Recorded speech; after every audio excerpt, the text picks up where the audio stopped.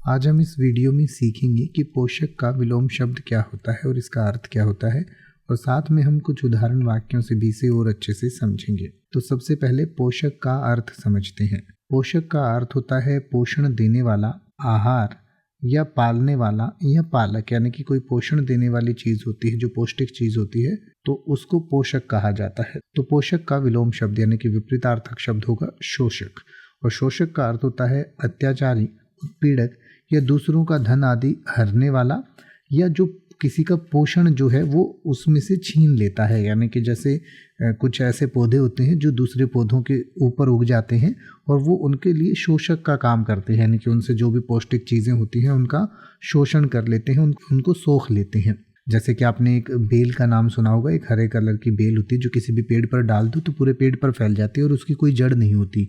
उसे कई बार अमर बेल भी कहा जाता है।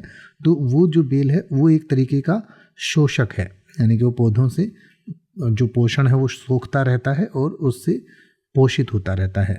तो आइए अब हम शोषक और पोषक को कुछ उदाहरण वाक्यों से समझें। जैसे कि आप ये कह सकते हैं कि वह एक पोषक व्यक्ति है जो हमेशा दूसरों की मदद करता है, या फिर आप कह सकते हैं वह एक शोषक व्यक्ति है जो हमेशा दूसरों का अनुचित लाभ उठाता है, या फिर आप कह सकते हैं अच्छी शिक्षा एक पोषक समाज का निर्माण करती है, या फिर आप कह सकते हैं भ्रष्टाचार एक शोषक समाज का निर्माण करता है।